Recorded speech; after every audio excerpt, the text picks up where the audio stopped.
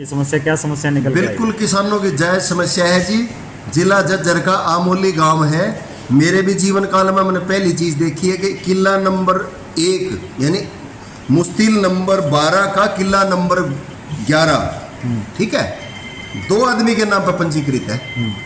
ये मैं भी देख के हैरान हूँ। 15 से 20 किसान आए हुए, कह रहे कि सभी की सभी हाँ, ऐसी बिल्कुल है। सही बात। देखो अपने को कोई ऐसा डॉक्यूमेंट्री एविडेंस नहीं मिल रहा था, अब मेरा हाथ लग गया है कि मुस्तिल नंबर 12 का किला नंबर 11 जिले सिंह के नाम पे भी पंजीकृत है और मुस्तिल नंबर 12 का किला नंबर 11 राजवीर के नाम पर भी जो है ना पंजीकृत है। तो लापरवाही कहाँ मानते हो? तो इसको अभी मैं चंडीगढ़ भेज के चेक करवा रहा हूँ और बताएंगे। और भी किसी का मतलब पूरे गांव की गिरवजह पूरे गांव की चेक करा देंगे। ये कह रहे हैं कि भी 2-3 दिन जो पोर्टल खुला था उसमें ऐसी गड़बड़ पाई गई है। किसान ये कह रहे हैं कानूनी कार्रवाई होनी चाहिए आपकी तरफ से कोई? देखो जी, पहले कानूनी कार्रवाई, पहले इस चीज को हम देख ले भी जमींदार की गलती है, विभाग की गलती है, या किसी सीएससी सेंटर की गलती है, या कोई टेक्नोलॉजी का फॉल्ट है। ठीक है ना। हमें अच्छी बात है कि एक नई चीज जमींदारों ने उठाई है और मैं इसका वेलकम करता हूं जमींदारों का कि ऐसी हमारे किसान जागरूक है, ऐसी अच्छी चीजें लेके आ रही हैं।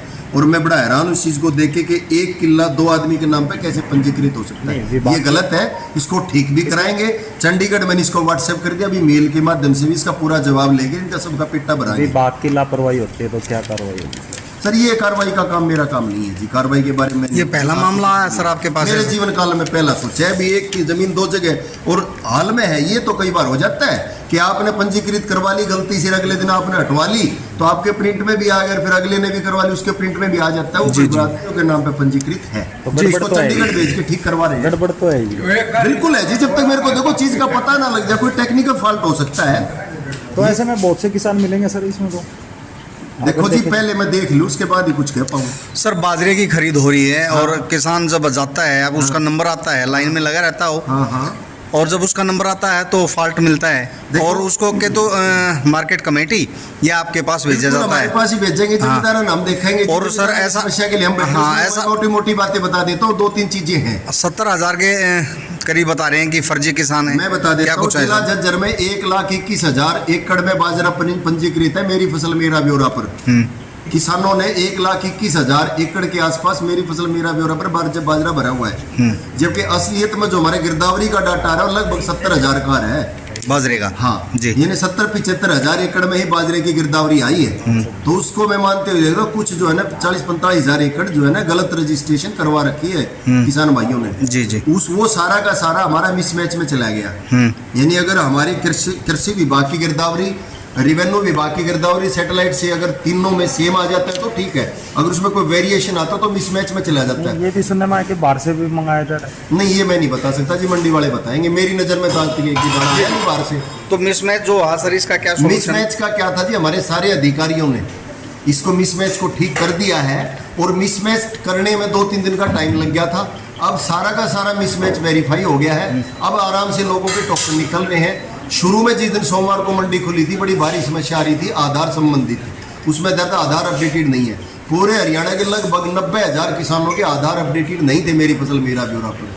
लेकिन मंगलवार को हमारे संज्ञान में ये जो है ना शिकायत आते ही हमारे डिप्टी डायरेक्टर साहब ने चंडीगढ़ जो है उसकी मेल कर दी थी। मैंने भी टेलीफोनिक लिंक से बात करी थी।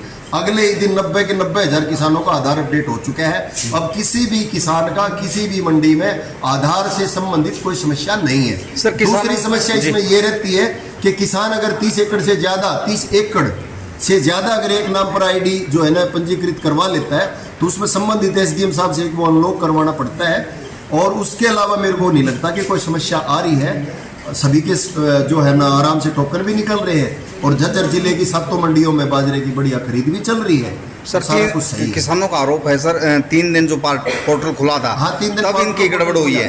3 दिन जो पोर्टल खुला था जी, वो गुलाबी सुंडी के लिए मैं आपके किसान भाइयों से अनुरोध भी करूँ, एक सूचना भी पहुँचाना चाहूँगा कि क्षतिपूर्ति पोर्टल सरकार ने खोल दिया कि गुलाबी सुंडी से जो कपास के अंदर नुकसान है उसकी किसान भाई अपनी शिकायत क्षतिपूर्ति पोर्टल पर डाल ले।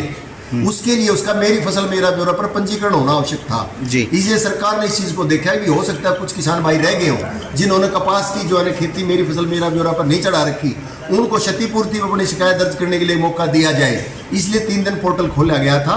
उस पोर्टल के अंदर कुछ पंजीकरण लोगों ने करवाए हैं और अब जो है ना, मैं अनुरोध करूंगा किसान भाइयों से कि क्षतिपूर्ति पोर्टल पर अपनी जो कपास में जो आपका गुलाबी सुंडी से जो नुकसान है उसकी भी शिकायत दर्ज कर दे।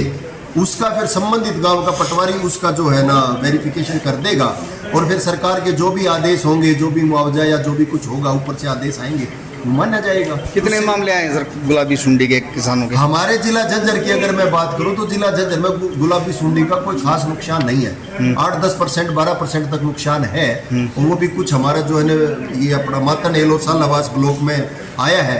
लगभग 30,000 एकड़ में झज्जर में कपास की खेती हो रखी है। ज्यादातर बीटी कॉटन है। 12, 13, 15 एकड़ में जो है ना देसी कॉटन भी लोगों ने लगा रखी है। और गुलाबी सुंडी का हमारे जिले में ज्यादा प्रकोप नहीं है।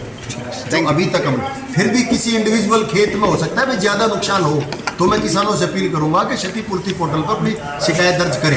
ये 3 दिन जो पोर्टल खुला था ये क्षतिपूर्ति था? नहीं, क्षतिपूर्ति नहीं था। मेरी फसल मेरा ब्यौरा पोर्टल खुला है 3 दिन के। ठीक है। क्षतिपूर्ति का लाभ लेने के लिए मेरी फसल मेरा ब्यौरा पर पंजीकरण आवश्यक है। तो कुछ किसान भाई मेरी फसल मेरा ब्यौरा पर पंजीकृत नहीं थे, अब तो कितना क्षतिपूर्ति का लाभ नहीं मिलता। वो लाभ देने के लिए उनको खोला गया था भी जो रह गए वो मेरी फसल मेरा ब्यौरा पंजीकरण करा लो।